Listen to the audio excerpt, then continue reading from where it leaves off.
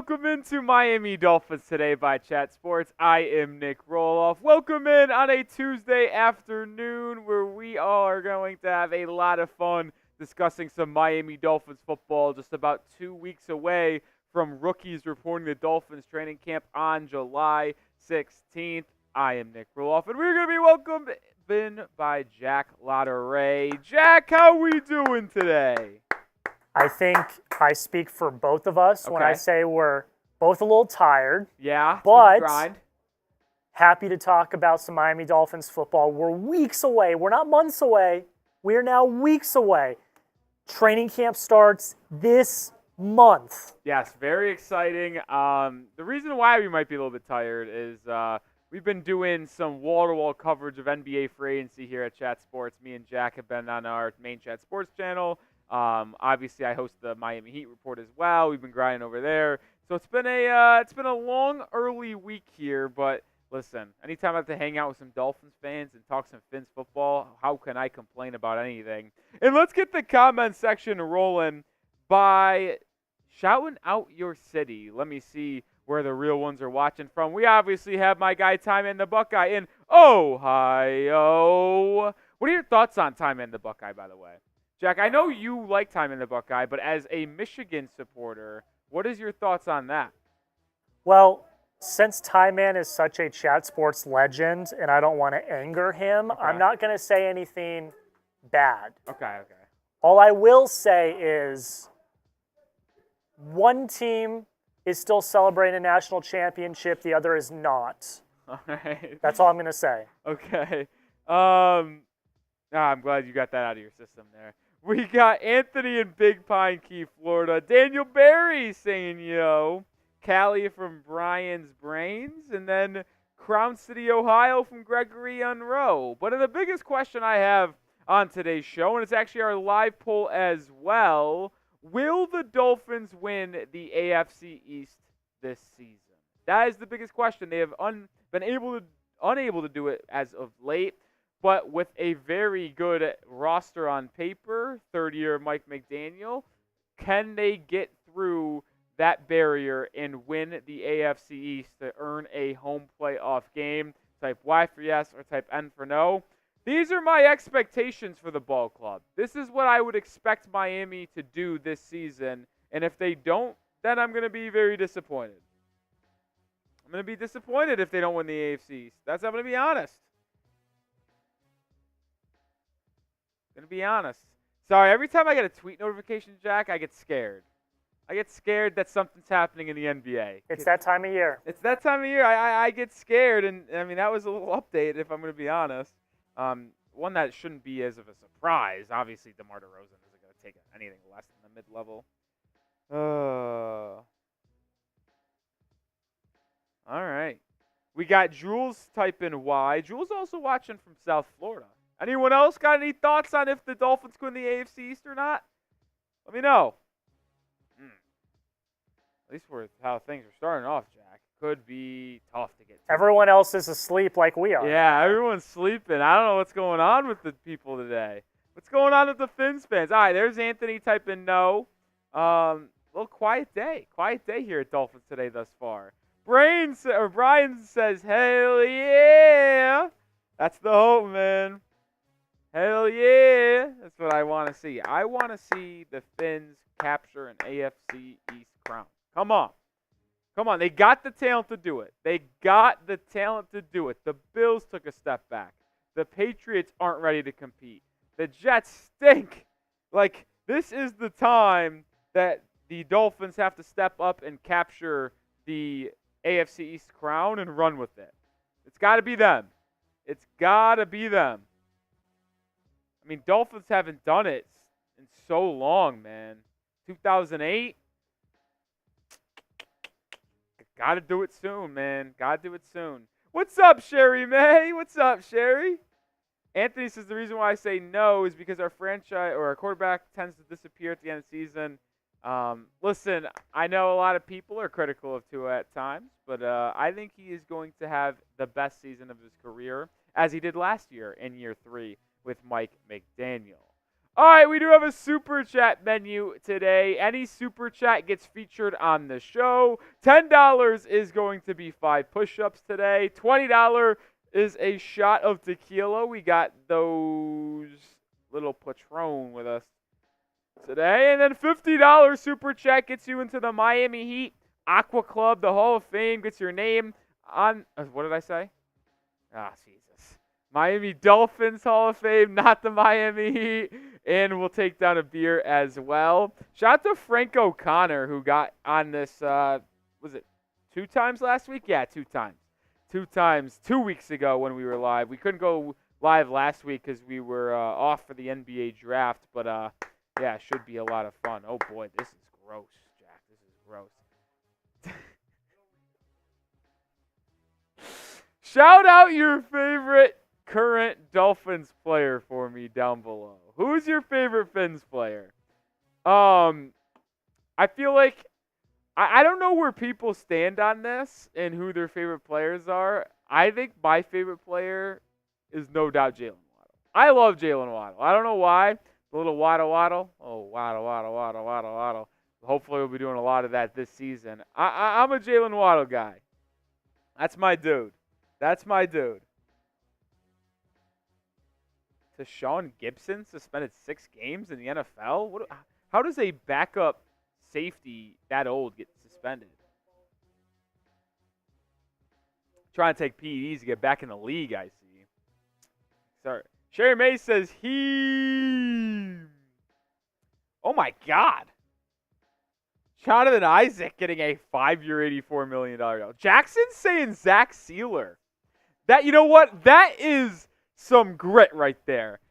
Jackson, you just earned a ton of respect from your boy, because if your favorite Dolphins player on the team right now is Zach Sealer, you are as diehard as it gets. Like, for real. Brian said the same thing. There's no way. Like, y'all actually like him the most? That's like my argument about, like, what jersey you get. Yeah. Like, I was talking to my mom about this a week or so ago, because I'm, like, contemplating the next baseball jersey I'm going to get for an undisclosed team I'm not going to say right now. But I was, like, thinking of players, and I'm like, I talk about how I have bad luck with jerseys. Whenever I get a jersey, the player's then instantly traded. Okay. But, like, the players I was talking about, I was like, well, but if they were traded, they would still be legends of that team, and they would be good, like, obscure name jerseys. No, yeah, the obscure... And I think the obscure ones are really good because it shows how much of a fan you are. That's the same here. Like, having Zach Sealer as your favorite player, like, that shows that, like, you're a diehard. I mean, you love who you love. Like, I also do get that idea of, like, getting the obscure jerseys, because I love the idea of having random jerseys. Like, I'm a Miami Heat fan as well, and I have a Deion Waiters jersey. Like, he was so fun to watch in the couple seasons he was with Miami, and it's just like, I had to get a Deion jersey. I have a Nikola Jovic Heat jersey, which, that's my sweet prince. He could get, like, for all I know, is he could get traded, and I have a Nikola Jovic Heat jersey, which would be sick.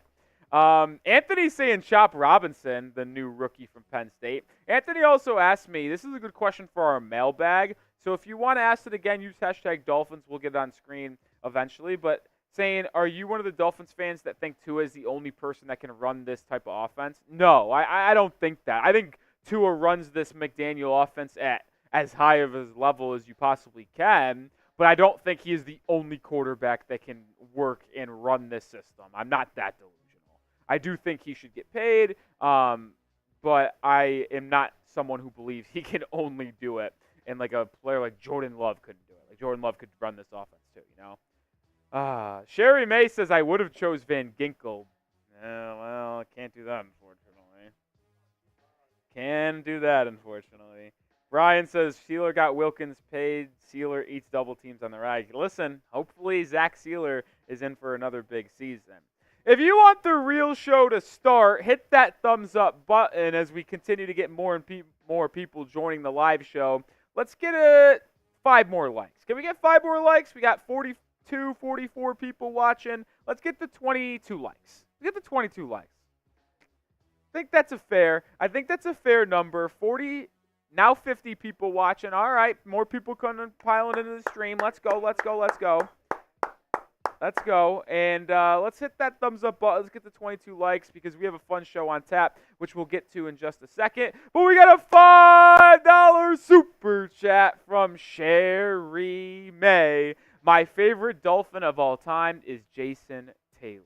Listen, that's a good player to choose right there. You know, when I'm thinking of my favorite Dolphins of all time, like I only want to pick people that I watched, right? And this is really kind of pointing to my age, right? I'm only 23, turning 24 in a month and a week. Actually, I think I've said this before in a live show. The Dolphins' first preseason game, Jack, is Friday, August 9th. That is my birthday. So we are going to have a lot of fun. The first watch party of the year, first preseason game, and your boy's birthday, like, this is good. That's going to be a lit-ass Friday night. That's going to be a fun Friday night.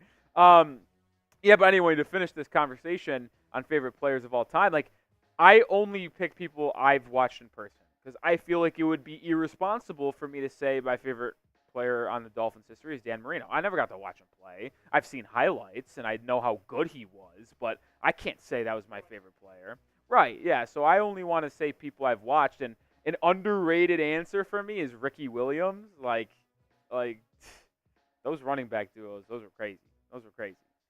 Cam Wake or Jarvis Landry. Jarvis Landry, fantasy legend. He balled out for me. We need one more like to get the show started. Come on. Chris Chambers. Okay, Anthony, I see you. One more like to get the show started. There we go. We got the final like. And what's coming up on today's show, Miami Dolphins rumors, a 53-man roster projection, and we are going to try to do 2 Dolphins mailbags. That is all dependent on you guys. I want to answer your questions as we get closer and closer to training camp getting underway. So if y'all want to get those 2 mailbags, hashtag Dolphins or Super Chat. Let me know your thoughts or concerns or anything you want to know about this Miami Dolphins squad. But as we are having 50 people tuning into the building, let's get this show started after I take a little sip of my coffee. Listen, I need that caffeine. I need that energy boost, baby. All right, with that being said, let's get into today's video.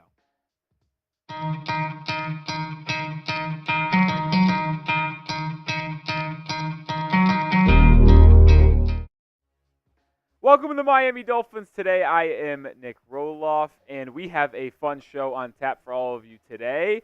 A lot of talk about here. Tyreek Hill, does he want a new contract? Does he not?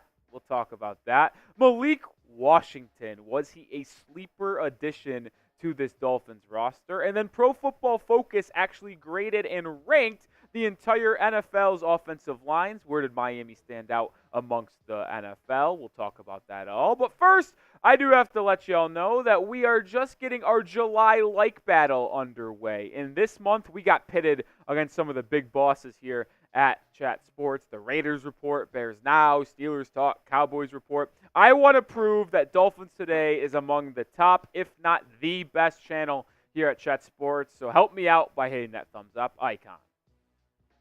All right, let's talk about some Dolphins rumors. We're bringing back the rumor mill and the Fins, baby. Tyreek Hill doesn't want a new contract? Yeah, that's only one Fin. It's a small shred of truth. Tyreek Hill clearly wants a new deal after getting passed up by A.J. Brown and Justin Jefferson in terms of highest paid wide receivers. Hill wants to be paid like the top wide receiver in football he is. He did have this quote yesterday that made people believe, well, maybe he actually doesn't want a contract extension. I don't think that's the case. But here's what Tyreek Hill said. He said, oh, yeah, for sure. So very excited for it, man. But the real goal is to win the Super Bowl. It's cool to get paid and all that, but you know, being able to win a Super Bowl and bring something special to the city of Miami, that's something that can live with us forever. I believe that's very monumental for all of us. Create greatness, man. And I'll start by saying this, right? I love Tyreek Hill going out there and saying how badly he wants to win a Super Bowl for the city of Miami and this Dolphins organization. And he's not wrong. Like, winning a Super Bowl, the Dolphins organization would be ever so grateful. And obviously, like, the fans have been wanting this so badly, right? Just have not seen a high level of success in the NFL. So a championship might literally burn down the 305. But let's be honest here. We know this too. Tyreek Hill wants a new contract. I mentioned that he got passed up by A.J. Brown and Justin Jefferson this offseason in terms of highest paid wide receivers on an annual basis. But let's not kid ourselves either. Like, Tyreek Hill is still the third highest paid wide receiver in football, tied with Amon-Ra St. Brown. Like, I get it. He doesn't have a lot of guarantees in next year's contract, but it's not like he is underpaid. I will say this, though. I think there is something to be said about getting Tyreek Hill extended. I do want to extend Tyreek Hill and make sure he is happy and well paid, as he is one of the top wide receivers in all of football. There's no doubting that. But I think it needs to wait till next offseason. The Dolphins have two other contract extensions they must get done relatively soon. Tua Tagovailoa and Javon Holland. I'd like to see both of those young guys get extended so they can't test free agency next year, or Miami has to use the franchise tag on them. So Tyreek, even though, yes, I want him to be extended to make him happy and be here for the rest of his career, you got to get Javon Holland and Tua done first. And there's no doubt that people may be concerned about Tyreek Hill potentially slowing down as he gets older in age and gets on the flip side of 30, right? But after you've seen him perform in this Mike McDaniel offense and work with Tua Tagovailoa over the past 2 seasons, like, you just have to do it. He has been so damn good, having 119 receptions in each of the last 2 seasons, as well as having 1,700 yards or more over the past 2 seasons, as well as having 20 combined touchdowns. Like, he has been the best or second best wide receiver in football. There is no other option than that. Justin Jefferson and Tyreek Hill are the 2 best receivers in football, and it's just a matter of which one you believe is the best. But Hill, the dynamic speed and game-changing ability he provides for your offense and striking fear into the opposing defenses, it's no denying that he should stay a Dolphin for the rest of his life because he helps Tua Tagovailoa and he helps this Dolphins offense reach new heights. Let me know, though, is Tyreek Hill the best or second best wide receiver in the NFL? Like I said, there is no other answer than 1 or 2. It's either him or Justin Jefferson. But I want to know the Dolphins fans' thoughts down below. If you think he's the best wide receiver in football, type those 1s. If you think he's behind Jay Jettas, type your 2s. All right, let's shift the conversation to another wide receiver. Malik Washington, the 6th-round pick out of Virginia. Is he a sleeper addition to this Dolphins team that we haven't been talking about enough?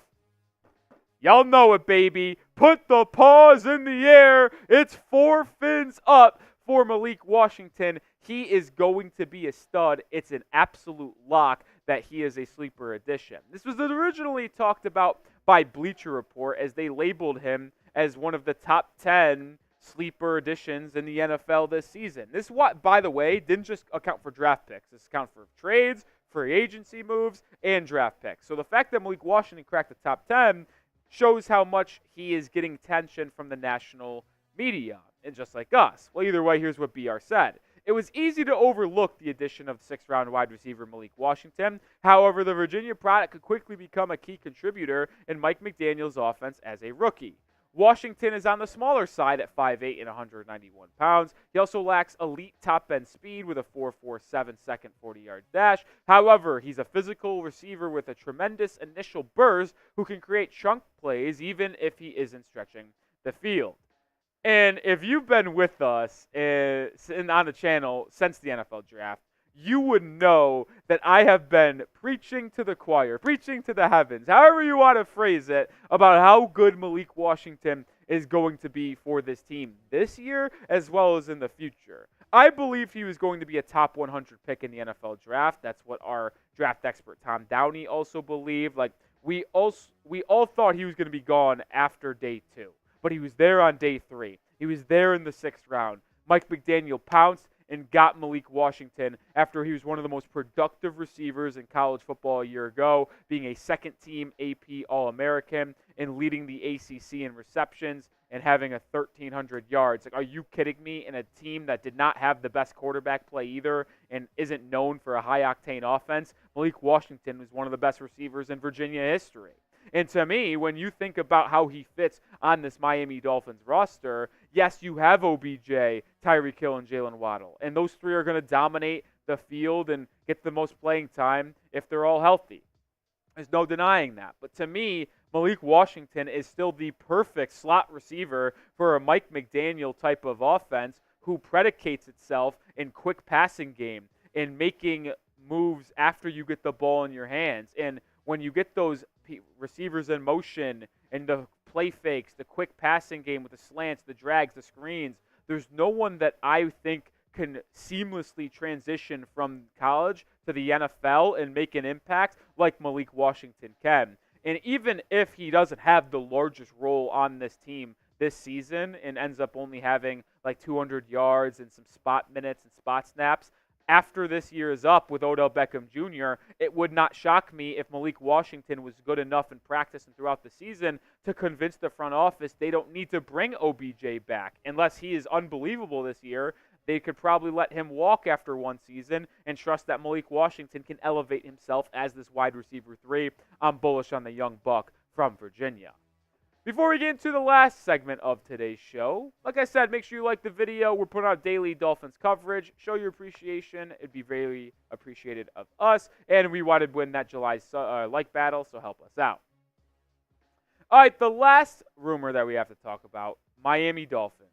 Do they have a bad offensive line? Well, PFF gave it an interesting grade, and I'm going to say one fin. Small shred of truth.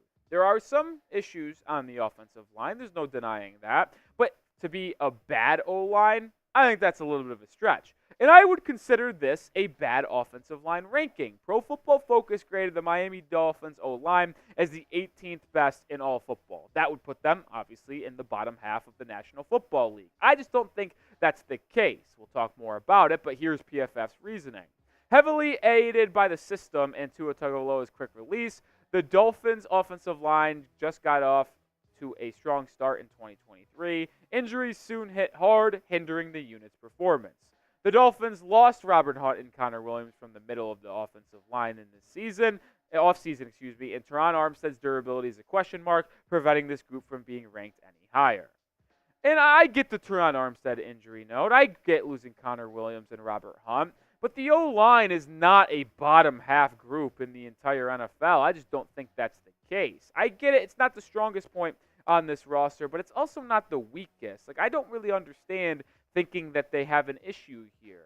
They were really good against on run blocking last season, and with Tua's quick passing game, with the occasional play action deep shot, you're not asking them to really block that long that often, and it's certainly not as bad as the offensive lines in the early portion of Tua's career. Where do you rank the Dolphins O-line, though? So let's say PFF had them 18. Let me know where you have them ranked in the NFL. Give me a number down below.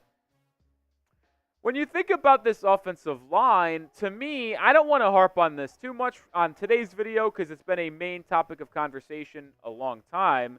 Right guard is the only concern for this team in this group. Austin Jackson at right tackle is perfect. Teron Armstead at left tackle is good. I think Isaiah Wynn's in for a good year if he can stay healthy. Aaron Brewer, I think, is a very capable replacement for Connor Williams at center as he signed a 3-year, $21 million deal. Right guard is the only question mark on this team. And, hey, there's even a chance they go out there and sign Greg Van Roten. If they're able to do that, well, then we're talking really, really good business here, folks. That's the only concern for me. I think it's a top half group. I'd rank it 13th through 15th probably in the NFL. Maybe I'm an optimist. Could say that, but if they sign Greg Van Roten, they could get really close to a top 10 group in the National Football League.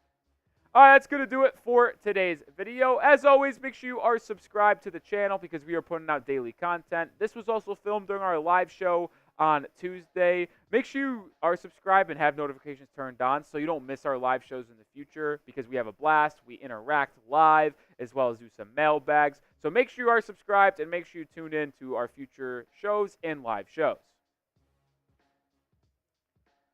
Where do you rank the Dolphins O-line, man? Let me know. Let me know. We got Anthony saying 13. Anthony's saying 13. That's fair. I said 13 to 15. That would be my ranking. That would be my ranking.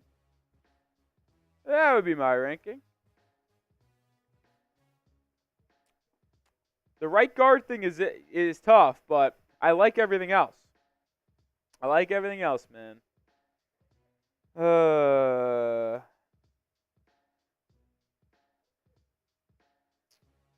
Like everything else. Sherry May's typing 81.2. What is that reference to? Rating the offensive line? Okay. That's fair. What's up, BB? What's up, brother? What's up, Kristen Reinhardt? There's a legend. Shout out to Kristen for tuning in. Finn's Addict as well. Talking some crap about Josh Allen, it looks like. Anthony says, I agree with PFF a little bit, though. The offensive line gets aided a little bit. Yeah, there's no denying that. Kristen says, I got to get used to the Tuesday lives. When you guys used to go live on Wednesday, correct? Before? Okay. I just know, I know it wasn't Tuesdays, but when I took over the channel and I was talking with my bosses about when it would be best for us to go live and get these puppies started up again, we came to the conclusion it would be Tuesday. It could have been Wednesday again, but Tuesday is a good day. Tuesday's a great day. Tuesdays is a great day. Yeah, I'm pretty sure it was Wednesday. Yeah, I feel like I remember Jake, you, and Chugs always doing something on Wednesday to some sort.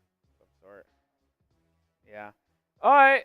We are going to do a mailbag up next, so make sure you get your hashtag Dolphins questions or super chat to get onto the show. We definitely need more questions. I know that, Jack.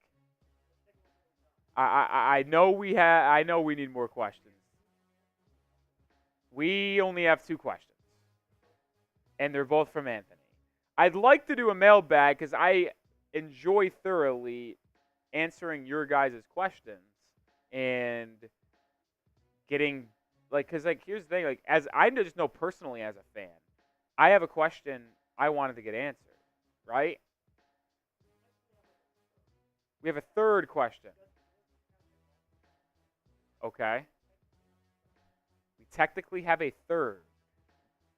I actually heard we have a fourth, too. We technically have a fifth as well. So we are getting closer and closer. But come on, I really want to do a mailbag. I mean, if you guys don't want a mailbag, you don't get a mailbag. We were planning on doing 2 today, but maybe we only do 1, and then I'll just have to pivot.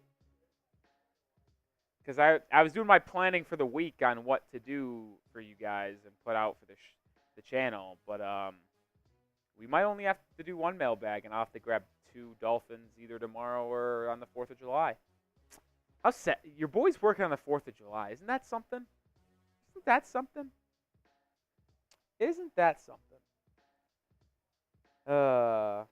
Kristen, there's nothing to forgive. Listen, if Tuesdays are inopportune for you, if that's a word, was that the right way to say that? Inopportune? I don't think that is. I'm a Dumbo. Oh, Jack Lotteray getting a question in. Yeah. Look at producer Jack. You guys got to be like producer Jack. You guys got to get like producer Jack. I mean, I just have a question I want answered, so I used hashtag Dolphins, and because I'm the producer, I will be able to pull it. BB's in the chat talking about the Miami Heat. Yeah, we need to make some moves. BB, do you have any Dolphins questions?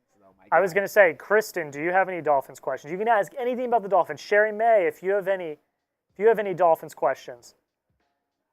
I'm seeing Sherry May's thinking. Finn Addict. By the way, Sherry May, how about the Florida Panthers?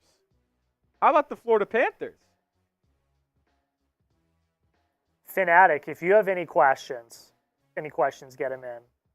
I'm just looking at people. I'm looking at people that have been talking in the chat. Anthony's done his part. He's already got, I think, 3 questions in there. Franklin just typed to 12. Hey, if you got a question, answer a question. Line there. What'd you say? I think that's ranking the O-line.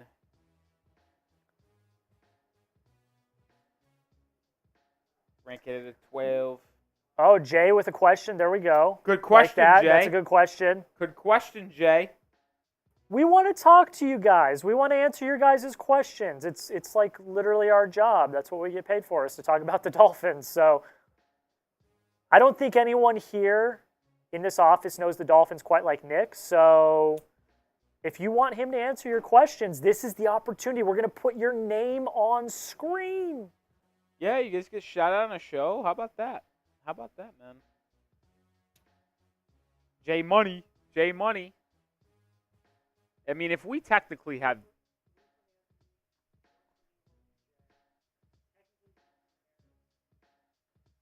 We have another, too. I mean, I think we can skirt by here because if I just need to really extend my thoughts here, it's fine. Also, if we just get to 10, it's fine as well.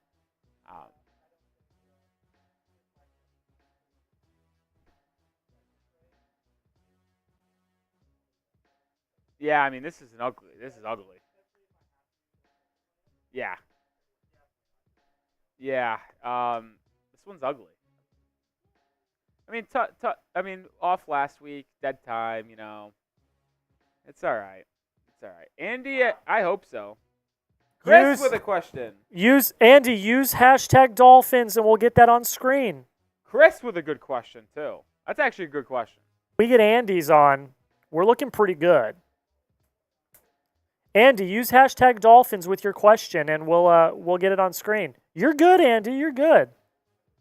Honestly, Chris, I'm glad I saw your question prior to being showed up because, I mean, I got to think of this. This is tough. That's a tough question. The biggest one?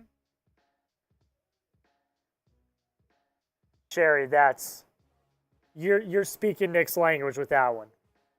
And I got graphics. Oh, yeah. And I got graphics for it. Oh, yeah. I think we might be able to get two might be back on the table. Two might be back on the table, Jack.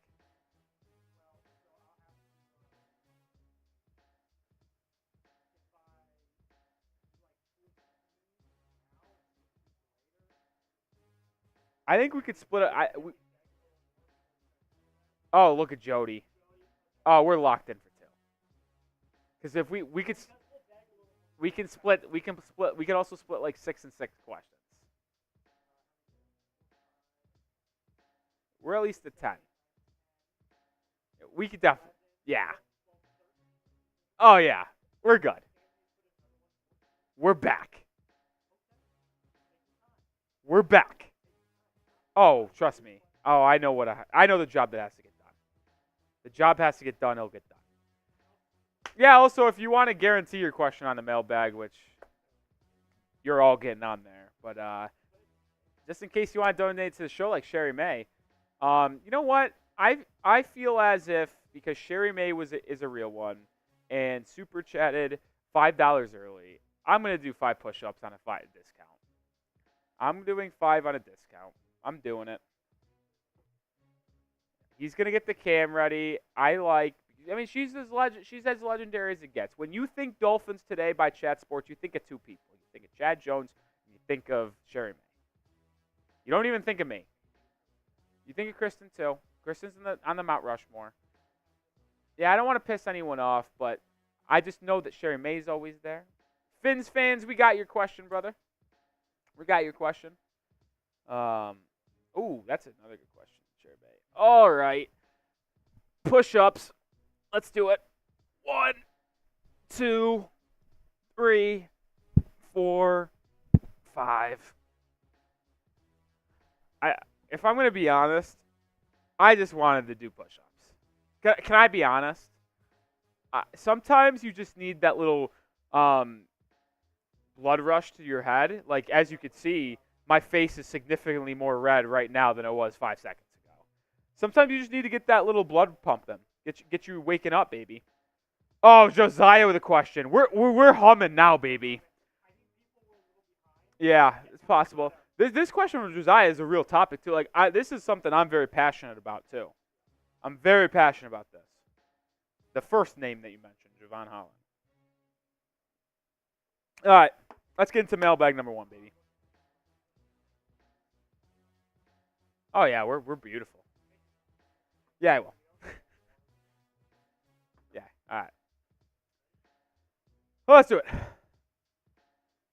Welcome to Dolphins Today by Chat Sports. We got a mailbag on today's docket. Should be a fun one to talk here. I am Nic Rohloff. Welcome into Dolphins Today by Chat Sports. First question coming in from Anthony Manzano. Do the Dolphins have enough capital to trade for young veteran players at positions of need that don't want to be on their current teams that are rebuilding, and who would you trade for? What are we talking, Miami Heat basketball here? All jokes aside, Dolphins, listen, you can always make a swing for a trade because just like in all sports, you can trade away some of your own guys to get draft capital to reroute it to another team. But the thing is with this Dolphins roster is that they are in win-now mode, right? They have a lot of veterans on this team. And when you think of the landscape of this team, Anthony, there's not really too many positions where you're sitting there and you're like, dang, we need a nice little young player that is proven to upgrade. The only one, and I just hate to keep on bringing it up, is right guard, right? And I don't know, is there going to be a significant offensive guard or interior offensive lineman to come available soon that you can trade for? And would it be worth using your draft capital to trade for them? I'm not sure, but when you look at the positions that you are always looking for someone to potentially be looking to swap teams and you send in your trades, right? You think wide receiver, you think quarterback, and you think secondary for the most part, or offensive tackle. Dolphins are set at all of these, right? They're good at O-tackle. You drafted Patrick Paul to replace Teron Armstead. You signed Austin Jackson.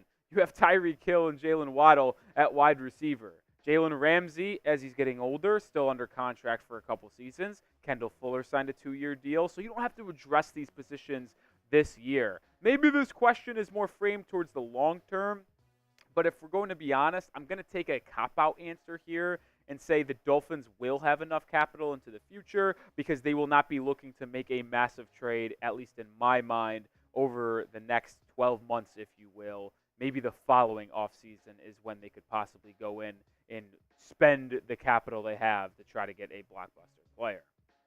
Make sure you are following me over on Twitter at Nic_Rohloff. My Twitter's been kind of been popping off lately, mostly because of the Heat, but I do cover the Dolphins as well. We cover both primary Miami sports teams and the Dolphins and Heat. You get daily Dolphins coverage, Dolphins highlights. We're 45 followers from 1,200. Help me out. Let's get there. I won't disappoint you. Andy Amigo with a hashtag Dolphins. Is the quarterback curse over in Miami? Well, that remains to be seen. I believe Tua is on the right track to make sure this curse is broken. Having the league leading in passing yards last year with 4,600 kind of signifies that it's heading in the right direction at least. But there is always the concern with Tua that one hit could end his entire career. That's something I don't want to think about. I don't even want to try to bring it up into existence. But I do believe, Andy, that the quarterback curse of just mediocrity is coming to a close. No matter what your opinion of Tua Tagovailoa is, like, he's a top 12 guy. He runs this Mike McDaniel offense extremely effective and efficiently. This is a quarterback that can get you a lot of wins and probably an AFC East crown. I know the late season struggles have been frustrating over the past 2 seasons. Maybe I'm an optimist. I do believe that will change this upcoming season. Jack Lotteray coming in with a question. Am I reading this right? Is the Dolphins signing Greg Van Roten still on the table this far into this offseason? Well, this is a great question, Jack. And the answer is yes. So, to be shocked, like, the Dolphins have $16 million cap space. For a team that just 2 months or 3 months ago at this point, whenever free agency opened in early March, the Dolphins did not have a lot of cap space. That led them to lose Andrew Van Ginkel, lose Robert Hunt, lose Christian Wilkins, lose Jerome Baker, right? They lost some of these key guys on their team that were getting bigger offseason bags elsewhere because they couldn't have the cap space. But after good manipulation by Chris Greer, the post-June 1 cut of Xavier Howard. They have $16 million cap space even after signing Calais Campbell and Marcus May. Greg Van Roten, the best interior offensive lineman available on the free agency market. Also, the only one that would be able to start for Miami day one, if you're asking me, after having an excellent season for the Raiders a year ago. Yes, Greg Van Roten should be the number one target for the Miami Dolphins this offseason, and they do have enough money to go sign him. I don't know what we're waiting for. Chase with a question. What are the realistic expectations for Miami in 2024? Oh, I think it's very simple. The AFC East must be won at a very bare minimum. Like, this is the worst that can happen. Like, and this is a different question, I guess, in its own right. If you win the AFC East but lose your first playoff game, is that a successful season? I'm not sure if the answer to that is yes. But with this type of roster, how good you are at wide receiver, good at edge, good at D-line, good in the secondary, with an older roster as well, right? A lot of veterans on this team.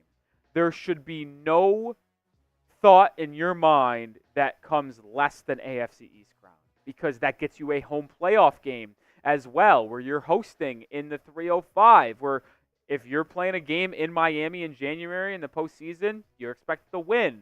So to me, I think the expectation should be an AFC East championship. It should also be a playoff win. If the Dolphins, say, go 11-6, win the AFC East, are the third seed in the AFC, win their first playoff game, but fall on the road to a Baltimore or Kansas City in the second round, in the divisional round, I wouldn't be happy about it. I wouldn't be thrilled, but at least I would know that the Dolphins were able to get a win in January and win the AFC East, and that would give me a good vibe going forward into year 4 with Mike McDaniel. So to me, that is the bare minimum for the Miami Dolphins. That is the expectation. And you can chime in down below. Will the Dolphins win the AFC East? I think it's the bare minimum expectation. I will also predict they do that by going 11-6 this upcoming year. Let me know your thoughts down below. Anthony again with a question. I like Tyreek, but I don't want to make the same mistake we did with paying one position half of our cap like we did with the corner position with Byron Xavier. I get that, Anthony, but when you think of your two wide receivers, you're talking about two top 15, top 20 guys, and we've talked about it over the past week or so, how Tyreek Hill is either the best or the second best wide receiver in football. Like, you have to pay that. You don't let those guys leave your team. And I would understand the hesitations of paying a combined $60+ million to two wide receivers. I get it. But you just simply have to. Like, I'm not in the market of losing top wide receivers. And the way you're going to have to combat that long term when you're paying Tyreek and Jalen Waddle that much money is hitting on cheap wide receivers either in free agency, on vet-min deals, or hitting on draft picks late where you don't have to spend high capital to get new wide receivers. That's why I'm so bullish on Malik Washington. Is he going to have the greatest impact year one? I'm not so sure, but at least if you pay Tyreek and Jalen Waddle more than $60 million combined, which you're going to have to do, I do trust going forward after year one, Malik Washington can be your third wide receiver and slot guy on a 6th-round contract. Yeah, that will play. Make sure you are subscribed to the channel because you will never miss a piece of Dolphins news. We're getting so close to Dolphins training camp. 2 weeks until rookies report and about 2.5 weeks until veterans report. So make sure you come join us for that coverage as we get you ready for the upcoming season. Jay Hack with a question. What were the reasonings to let Van Ginkel go? He was a workhorse and had a good motor. Yeah, it's certainly disappointing that Andrew Van Ginkel left in free agency. I know, shout out Sherry May, big fan of Andrew Van Ginkel. I was a big fan as well. And as I mentioned a little bit earlier in the video when talking about the cap space, it's a little tough because it's like Miami has $16 million cap space now. That would have been nice to have early March. They just simply didn't have that available to them, which is why, like I mentioned, Van Ginkel, Jerome Baker, Christian Wilkins, Robert Hunt, all left in free agency. Van Ginkel leaving on a 2-year, $20 million contract to go to the Minnesota Vikings. Like, if the cap space that Miami had now was available to them back in March, I'm sure they would have liked to keep him, as he was a really good edge rusher and linebacker in that Dolphins defense. He was a good workhorse. Like, Jay, everything you're saying is right. It just is disappointing that at least at that point in time, they didn't have the money to sign him to a 2-year deal. It just simply is what it is. Chris with a question. What is your biggest regret of the Dolphins offseason? This is a great question, and it's a really brutal one to answer if we're just going to be completely honest here. I like the signings. Like, I'm not regretting signing any of these guys. I like Jordan Brooks. I like Jonnu Smith. I like Kendall Fuller. I like Jordan Poyer. Like, there's no regret to me of making a signing. And it's going to be tough to say here. I don't know if my biggest regret even is letting some of these guys go. Like, would I have loved Robert Hunt back? 100%. Would I have liked Christian Wilkins back? 1,000%. You simply couldn't do it. So it's not a regret to me because the Dolphins didn't have a choice. They couldn't offer that. The biggest regret I might have, and it's gonna maybe come back to haunt me, and I've said in the past, I love Chop Robinson, but picking him at 21 could end up being a mistake. I like Chop. Don't get me wrong. I've been telling about you guys about how good he's going to be, and I think he is going to be a good pro. But I wanted the Dolphins to select Graham Barton out of Duke, the interior offensive lineman, at pick 21. I thought he would have been able to play center if needed. Thought he would have been able to play right guard if needed, as that is the biggest need for this Dolphins team. And I get you needed edge depth. I get that. But I think you could have had a long-term interior offensive lineman on this team by selecting Graham Barton. We'll see how Chop does this season. If he proves me wrong, I will be very, very happy. But passing on Graham Barton might be my biggest regret of the Dolphins offseason. Shout out your favorite current Dolphins player for me down in the comments section. During our live show when we asked this question, we got a couple of Zach Sealers. That was kind of electric, but let me know who your favorite Dolphins player on this team is right now down below. Also get this Dolphins t-shirt combo on sale for $25 off. Yes, you heard that correctly. Chatsports.com/Dolphins combo. That's where you can get these two shirts. Link is in the description and comments. I have mine. Get yours today. Fins fans with a question. Is Tua worth it? Yes. He is.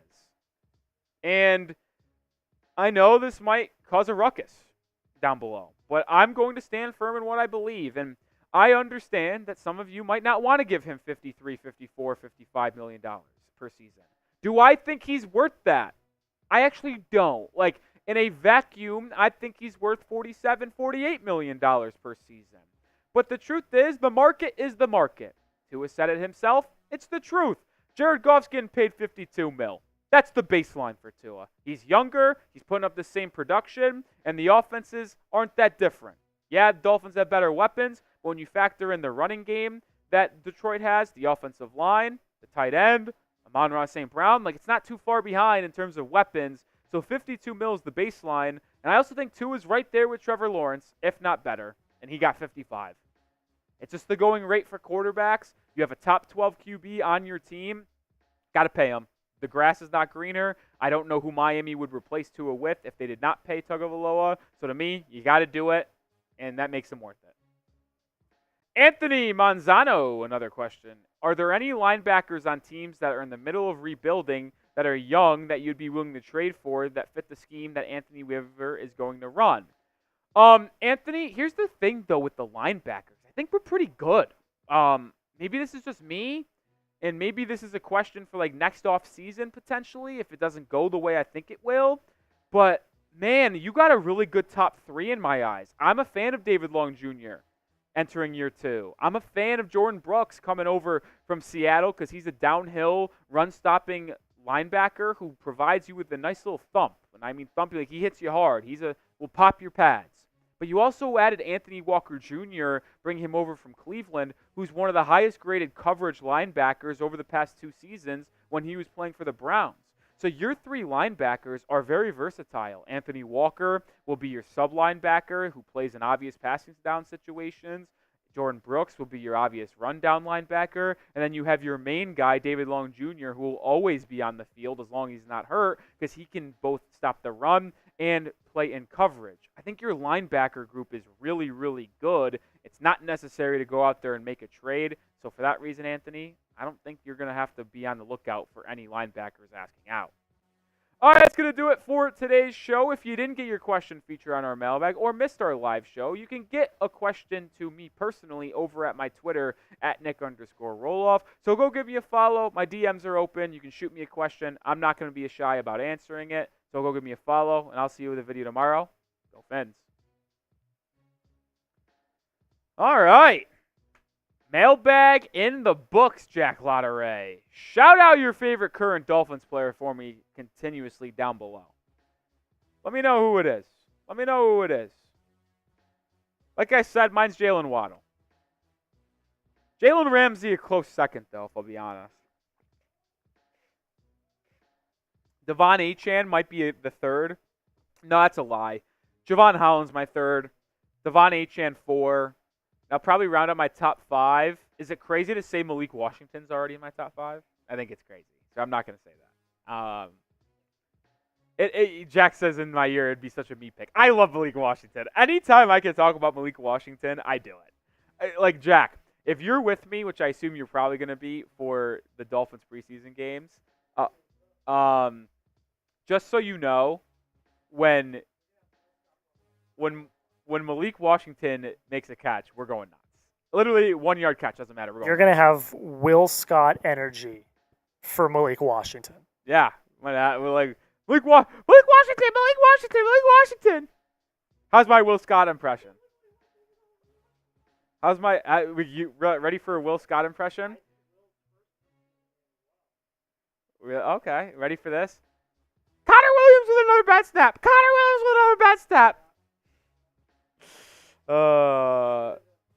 Andy says not good. Oh, I tried.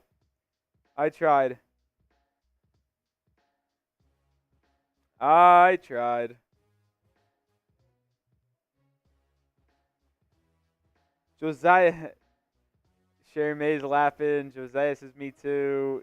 Tyman says Tyreek. Andy says Mostert. A couple Mosterts down below. I see a couple Tuas. All right.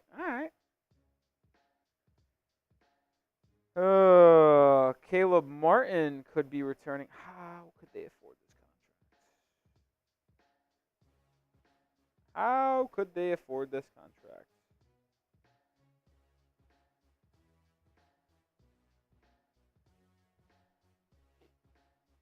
How could the Heat afford a $12 million contract for Caleb Martin? No, I knew there was buzz about them offering that, but I just don't know how they would afford that.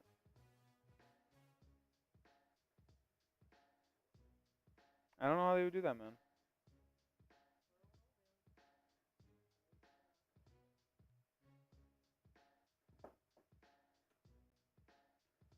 Super chat menu. I gotta fire off a tweet here about this.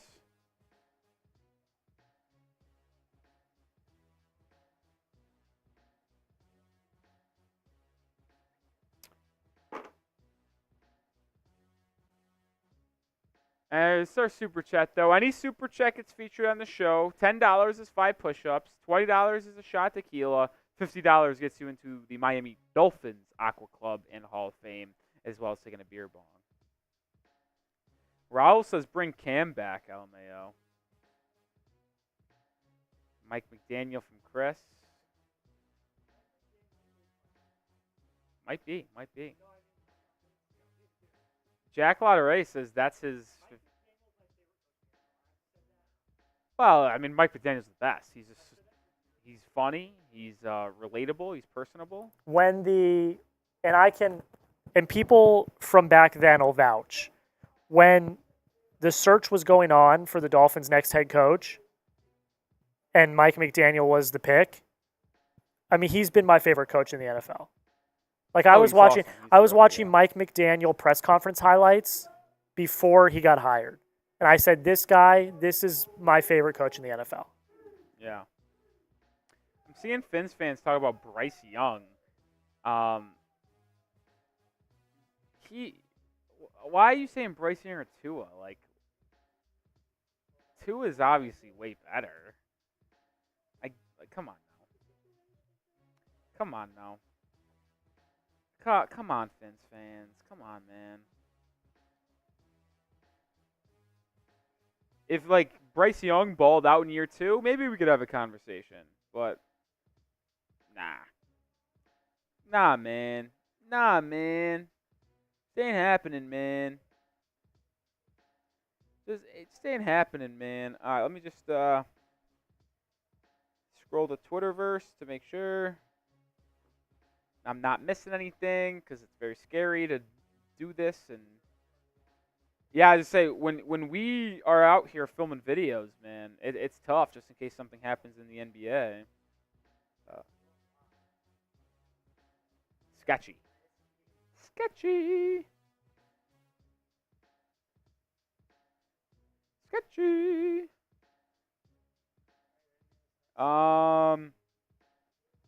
Yes, I am. Coming up is a Miami Dolphins 53-man roster projection before training camp. 2 weeks until training camp, I wanted to get a little stab at what I think the final 53-man roster could be. Obviously, there's going to be quite a lot of changes from now until late August when they actually make that decisions. But I thought it would be fun to try it out in early July, so let's do it. Before we get into my Miami Dolphins 53-man roster projection before training camp, I want to get the word of Dolphins Today out there, and I need your help by sharing today's video. Click the share button, select the Twitter/X icon, and click post to Twitter/X. Also, I think this is a great video to share to your family, friends, colleagues, whoever you want to, because as we approach training camp, we often need to know who's on the roster bubble and who's not. So spread the word here and show people my roster projection. All right, welcome back into Dolphins Today by Chat Sports. Today's show is that 53-man roster projection. I am Nic Rohloff. I think it's important to note that Miami Dolphins training camp is very close to being underway. July 16th is when rookies report. July 23rd is when the veterans report. So we are just about 2 weeks away from really getting real football back into our system. And we're about a month away from the first preseason game as well when the Dolphins take on the Atlanta Falcons on August 9th. It's going to be freaking awesome, man. So let's get right into it with the Dolphins roster projection. And I have the Dolphins keeping 3 quarterbacks. I originally have been saying that Mike White could be a cut candidate as he would save the Dolphins about $3 million in cap space. But after some roster maneuvering, I don't think that they actually need the $3 million in cap space anymore. They currently have 16, at least as currently filming. So 2 is going to be your QB1. I think they keep both Mike White and Skylar Thompson. And UDFA Gavin Hardison, I believe, is going to be on the practice squad. So he ends up getting cut, but I think he could still be with this team on the P squad. I'm a little bit bullish on his upside. I'm excited to see him perform in training camp and in the preseason. We'll keep 6, I guess 5/1 fullback here, running backs. 4 through 9, Raheem Mostert, Devon Achane. 4th-round rookie Jalen Wright. I'm keeping Sullivan Ahmed and Chris Brooks for, obviously, depth as well as special teams value. And then Alec Ingold, one of the best fullbacks in the entire NFL. He is going to be kept on this roster, of course. So he rounds out my 6 running backs. And to me, I think Jeff Wilson is just a lock to be cut, man. I don't think he provides you with that much value going forward. And with the rest of these running backs, I don't think it's worth keeping Jeff Wilson. You could save about $1.82 million in cap, so I'm a fan of cutting Jeff Wilson. But let me know, will Jeff Wilson be cut or traded by the Miami Dolphins? Unlikely that he gets traded because a team probably will realize he's going to get cut and they won't trade for him. But let me know, type Y for yes or type N for no. I'm keeping 6 wide receivers here on the Dolphins roster, and I think 5 of them are a lock. I do. I'm going Tyreek Hill, Jalen Waddle, OBJ, Malik Washington, and Braxton Berrios. Those are my top 5 locks. The rookie out of Virginia, I think, is going to be a stud. Braxton Berrios provides you with so much special teams value, especially with the new kickoff return rules, where he's going to play a massive factor. And then the 6th wide receiver, Miami usually keeps 6. I know it's going to be a battle between Taj Washington, River Craycraft, and Eric Ezukama. I'm going to go Craycraft because he's the biggest wide receiver out of them all. And one thing with the other 5 on this team is, like, they don't really have any size. OBJ is the biggest one out of all of them at 5'11". So they're going to need some bigger wide receivers alongside the smaller guys that share a lot of speed, which is why I go River Craycraft. Now, I do hope that they end up keeping a lot of them on the practice squad. Taj Washington, Eric Ezukama, and sneaky Jaquan Burton, who is in UDFA out of FAU. I don't know why I almost said Florida State. FAU for Jaquan Burton. I hope they're able to keep the three of them on the practice squad. I'm fine cutting Braylon Sanders and Anthony Schwartz. Those two are non-starters for me. But I'd like to keep Taj Washington, Ezukama, and Jaquan Burton on the practice squad. I'm keeping 3 tight ends. Jonnu Smith is your clear-cut wide receiver 1. Jody Fortson Jr. has just had such a terrific offseason thus far, signing a 1-year deal with Miami. He has dominated in both mandatory minicamp and OTAs. He has moved up to my number 2 tight end. And you can argue Julian Hill or Durham Smythe for tight end 3. I'll go with Smythe since he has more experience on the Miami Dolphins. So those are your 3 wide receivers in my roster projection, with Hill, Connor, and Hayden Rucci being cut and the Dolphins. A lot of offensive linemen here. I'm keeping 10 because, well, you just have so much uncertainty at right guard where you're going to need to keep a lot of guys to potentially put in there. But I also think you're going to have to keep some offensive tackles because Armstead is not the most healthy guy in his entire career. So you're obviously keeping Armstead, Austin Jackson, your 2 starting tackles, Patrick Paul, your 55th overall pick. Kendall Lamb is your more experienced swing tackle. Aaron Brewer, your starting center. Isaiah Wynn, your starting left guard. And then the last 4, Robert Jones is probably your starting right guard, at least as of now. Liam Eichenberg is competing for that role. So is Jack Driscoll and Lester Cotton. I think you're going to need a lot of bodies because you don't know what's going to happen at right guard. Isaiah Wynn and Teron Armstead have injury history. So I expect the Dolphins to carry a lot of offensive linemen on their initial 53-man roster, which is why I think these 10 make a lot of sense. That's the entire offense, at least on my 53-man roster projection. Rate the Dolphins' offense for me. We have asked this question before, and I want to ask it again. I rated it at 8.3. This offense is really, really good. It would be closer to a 9 if it had a starting right guard, but 8.3, one of the best offenses in the entire NFL. Let's move over to the Dolphins' defensive line now, where Zach Sealer is going to headline this group alongside the newly signed Calais Campbell, the most recent addition to this Dolphins roster. And then this is where I get a little bit crazy here. I think the 2 interior defensive linemen that end up staying on this team are Novell Gallimore and Benito Jones. I think Tier Tart, who Miami signed, who's been battling injury and did not really do well during minicamp and OTAs, could end up being a cut candidate, as well as Brandon Pillai and Isaiah Mack as well. I think these 4 are going to be the 4 interior defensive linemen you end up keeping. Moving on to the linebackers here. 5 edges, 4 linebackers. Jalen Phillips, Bradley Chubb, Shaq Barrett, Chop Robinson, and Mohamed Kamara. I think obviously the first 4 are locks, with Chop being a first-round pick, your top 2 guys, and Shaq Barrett coming over in free agency. I think Mo Kamara, even though he was a 5th-round pick, and that doesn't guarantee you anything in this day and age, I think he's going to absolutely ball out in training camp and preseason. I'd expect him to be a 1,000% lock for this roster. And then linebackers, I'm keeping 4. Like David Long Jr., Jordan Brooks, and Anthony Walker Jr., your top 3.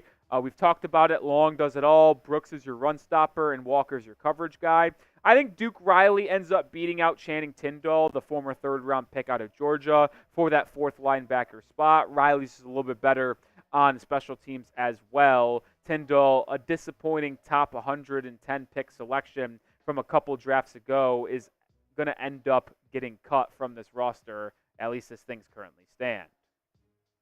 The cornerback room, pretty simple. Top 5 guys. I think they keep 5.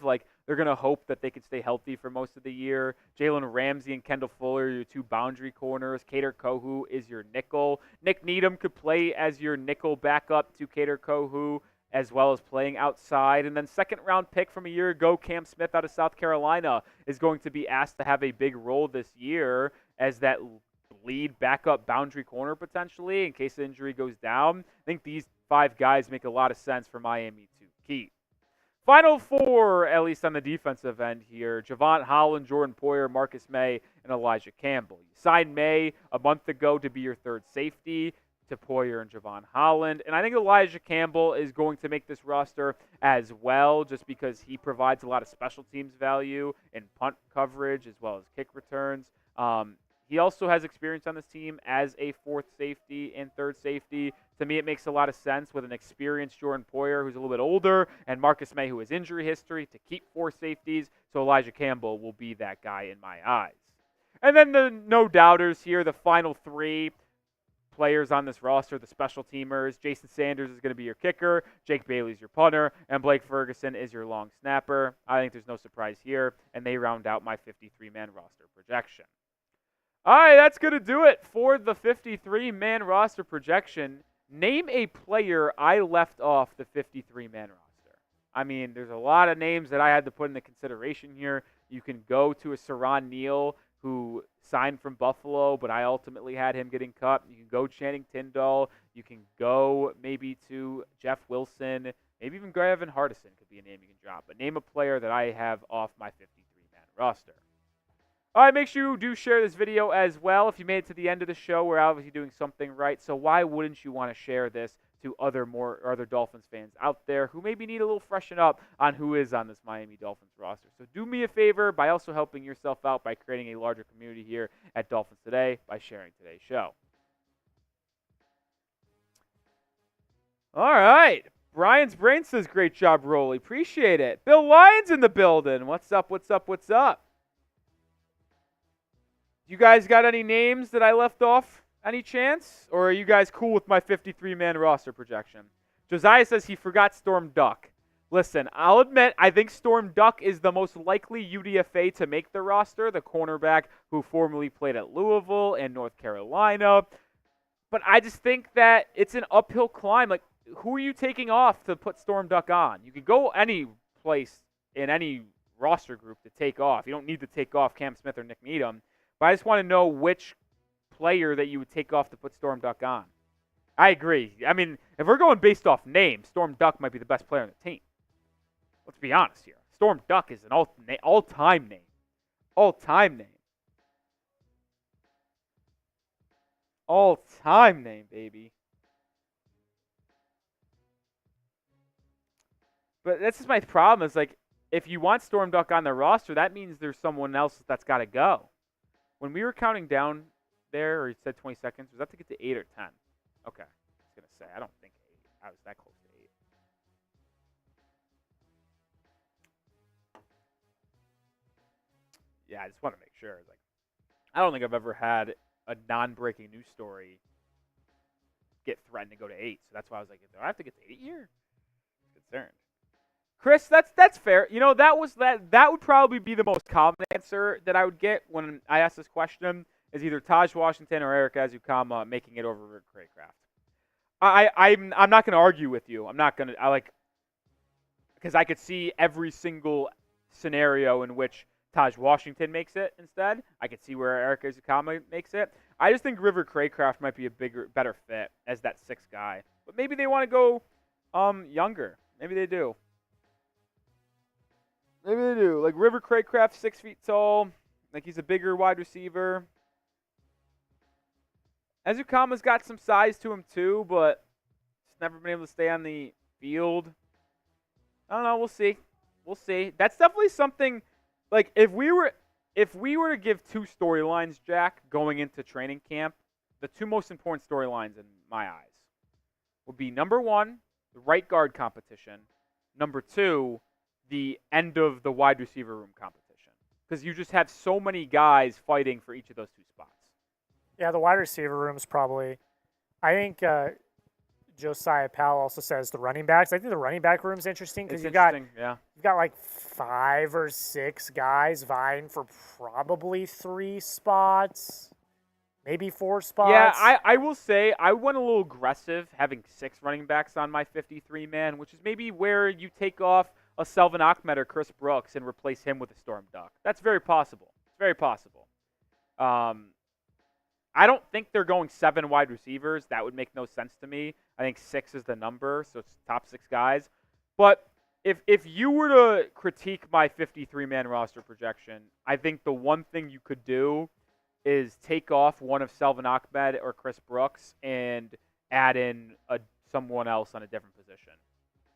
Probably on the defense, like whether it be a defensive lineman, edge rusher, linebacker, corner, safety, Well, not safety. They're going 4. They're keeping 4 and 4 only. But I don't think I would cut both. Like, I'd understand if you guys want to critique that and say we'll cut one of Brooks or Ahmed, but cutting both, I think would be a mistake. You can't go into the year with only 3 running backs. And I would rather keep one of them than Jeff Wilson, because I just don't think Jeff Wilson can give you anything outside of, 25, 30 carries this year? I don't really need him on my roster. Like, he's not moving the needle, if you will, because it's going to be Jalen Wright, Devon Achane, and Raheem Mostert the entire way. So if I'm keeping a 4th running back, I'm going to do someone who can help me on special teams. Don't think Jeff Wilson can help you on special teams.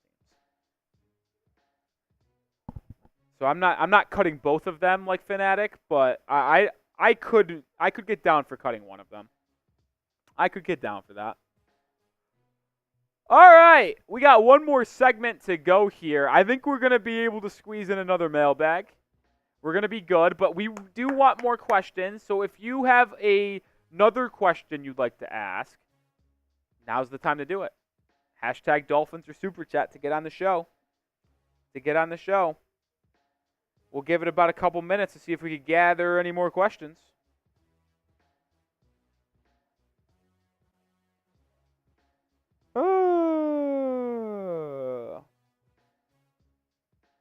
JD Martinez scratched from the lineup today with a sore ankle. This is bullshit. We can't catch a break. Sherry May with a good question. Chris, I'd understand that, but I kept 10 on my 53, man. Keeping 11 would be aggressive, I'll be honest. Keeping 11 would be aggressive. Fanatic, can you attach hashtag Dolphins to that, please? And then we can maybe get that on. We can get that on.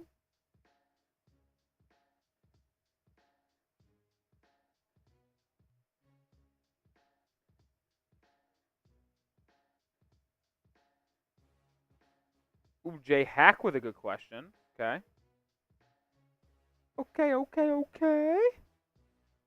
That's a good question, Jay Hack. Man, we really rallied here late to get a second mailbag. The people showed up and got it big time. Yeah.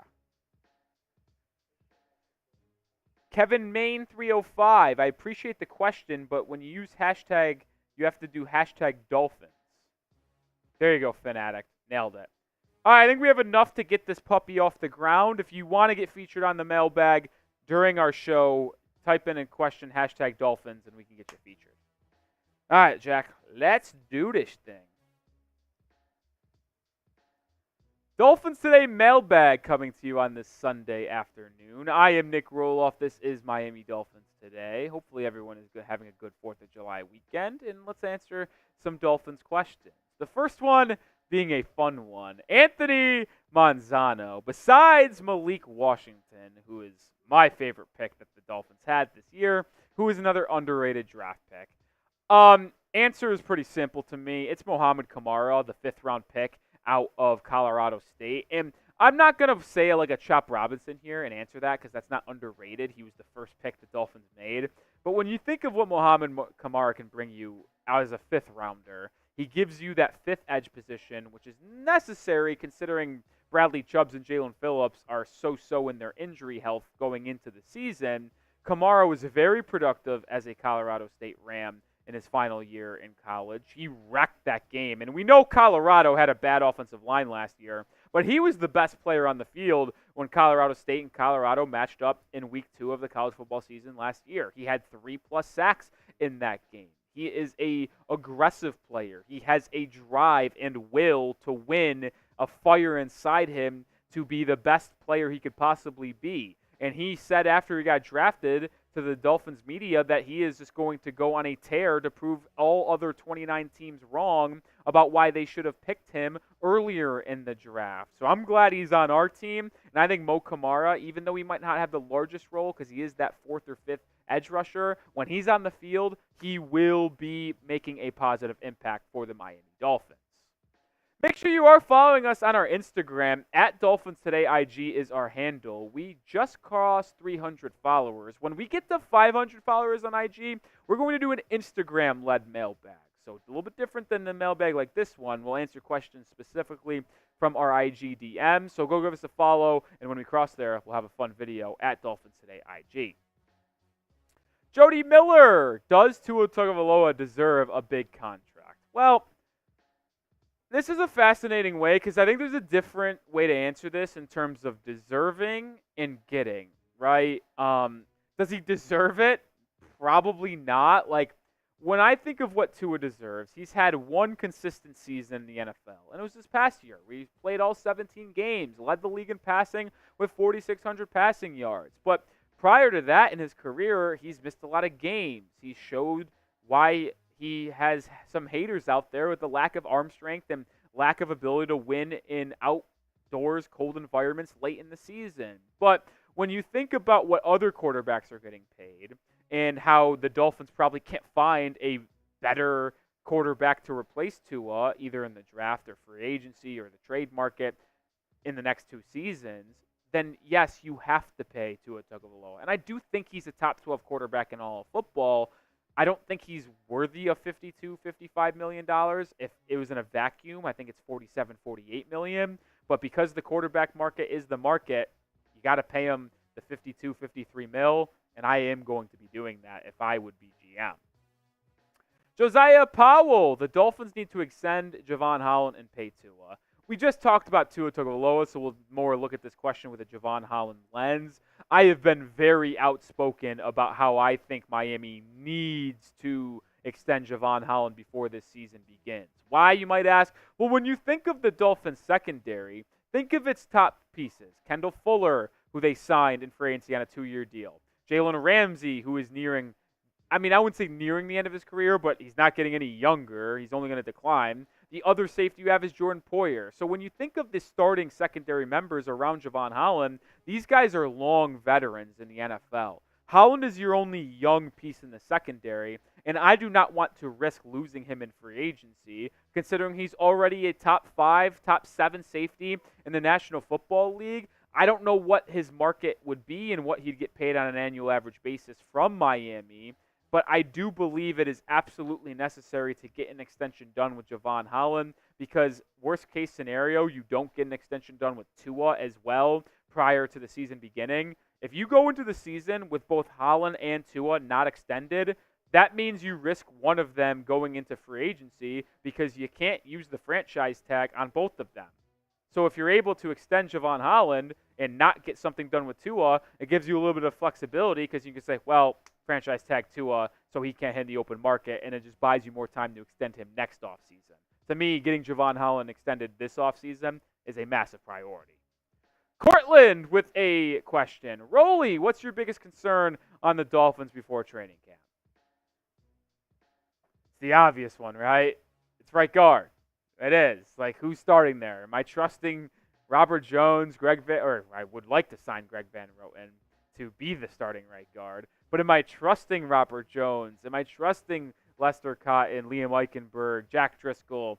It will be a battle to see which one prevails and ends up starting week 1 against the Jaguars at that right guard spot, but it's no doubt the biggest concern on this team. But a close second concern, other than the Tua and Javon Holland extensions, is the health of Bradley Chubb and Jalen Phillips. Because if they're not fully healthy and ready to go week 1 against the Jaguars, your pass rush is going to be relying on 2 rookies and Mo Kamara, Chop Robinson, and a veteran Shaq Barrett. Like, I hope one of them is ready to go, if not both, but that is also a pretty big concern for me as we head to training camp in a couple weeks.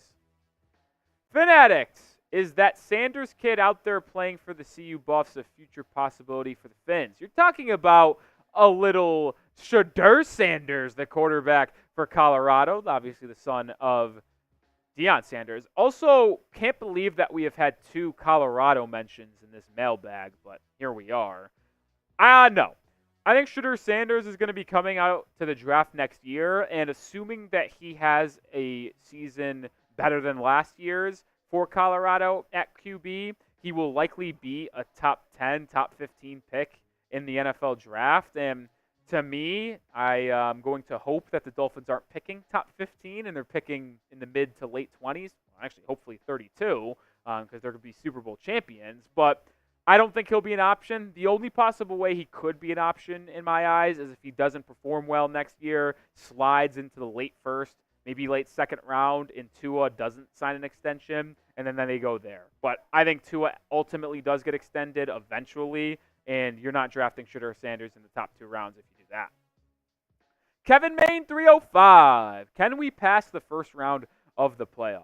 I do think it's possible, and I would actually make it the most likely. Most likely might be a strong way to put that, but I've talked about it on a different mailbag yesterday, actually, that I believe that the expectations for this Dolphins team should be to win the AFC East. The Patriots aren't ready to contend.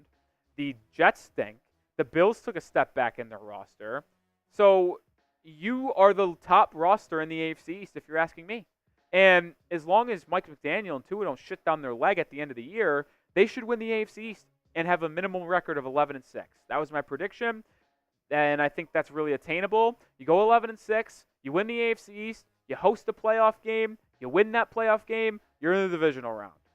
So yes, I do think the Dolphins can pass the first round of the playoffs. I would predict it, and that's what I'm hoping they do as well. Well, hopefully Tua Tagovailoa can win MVP because if he has that good of a season, that means the Dolphins are really going places.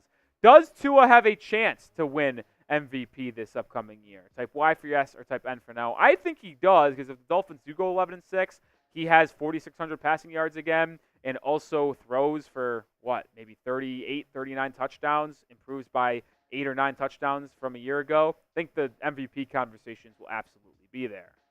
What should be in MVP conversations is how good this deal is. $25 off these 2 perfectly clean, sleek-looking Dolphins t-shirts. I got mine. Get yours today. Chatsports.com/Dolphins combos. The link, it will be in the description and comments of today's video. $25 off. What else could you ask for?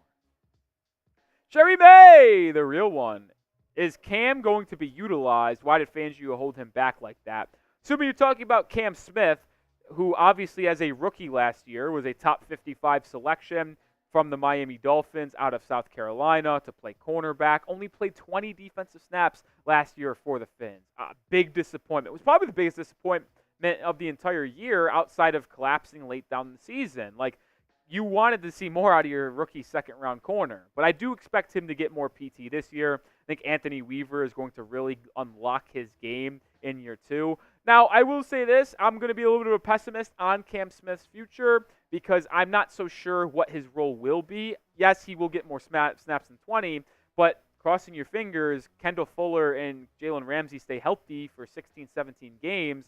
There just isn't really a pathway for Cam Smith to get a ton of playing time because those two can be on the field all the time in their coverage, their tackling, and ball hawking ability. Like, you hope those two are on the field most of the time.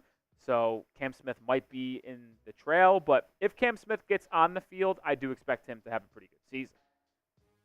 Jay Hack, if the Dolphins do sign Greg Van Roten, who gets dropped from the O-line? I think this is a very easy answer if you're asking me, and to me, it would be Lester Cotton. Like, we did my Dolphins 53-man roster projection video a couple of days ago, and I had Lester making the team, but to me, that spot would just be replaced by Greg Van Roten. That is in the long term, though, like near the season. If the Dolphins ended up signing Greg Van Roten, some bad offensive lineman that was a UDFA, maybe Ireland Brown or something like that, would probably be cut. Like, that's kind of what the short-term answer would be. But if you're asking who would make the 53-man roster right now that wouldn't anymore because of Greg Van Roten, I'd probably give you the answer of Lester Cotton. Be subscribed to get the best Dolphins news as quickly as possible. If Greg Van Roten does sign with the Dolphins, which we've been talking about quite a bit, we will be the first to get you with a video on YouTube. So make sure that you turn on those notifications as well. Fanatic with another question. This was in reference to our 53-man roster projection and why I said, if you need to cut one of Salvon Ahmed or Chris Brooks, which one would you do and why? He's asking that same question. If I had to answer it, I am cutting Salvon Ahmed over Chris Brooks. I think Chris Brooks showed some nice things. He's entering his second year out of BYU for this Dolphins team. I also think he provides more special teams value than Salvon Ahmed does. Ahmed has had a solid career. He's been with the Finns for a while, but I think he would be out and Chris Brooks would be in. I think he just has more of a chance to impact this roster on a greater force and has a higher upside, as we don't know what Brooks can offer in full. We kind of know that with Ahmed. Chris with another question. Will Tua be healthy for all 17 games again this year? I sure hope so.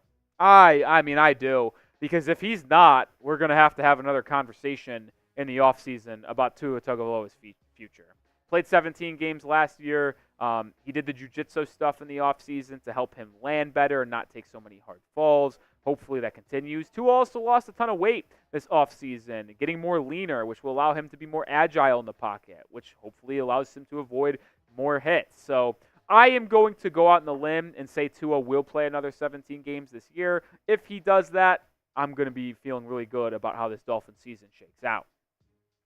Like I said off the top, make sure you're following us on Instagram at Dolphins Today. IG is our handle. Go give us a follow for more Dolphins content and coverage in between our videos here on YouTube. And when we get to 500, we're doing a Dolphins Today IG-led Q&A. So give us a follow. I'll see you with another video tomorrow. Go Fins. All right. All set here on Dolphins Today. We got there. It was a ride. It was a lot, but we did get there, Jack. Appreciate everyone who tuned in throughout today. Finn Zadok agrees with me on the Brooks Ahmed thing. Listen, I'm not here to just side with you. I'm here to give you what I believe and my analysis, because that's what you want. But it's always nice when someone asks a question and you answer it the way they want to. I'll say that. All right. With not too many people watching, we're probably going to sign off here. As always, make sure you are subscribed to the channel. Never miss a piece of any Miami Dolphins news or rumors. For Jack Lotteray, for Nic Rohloff, we'll see you live again next Tuesday for a live show as we inch closer and closer to the training camp and the preseason. Jack, we'll see ya. Peace out.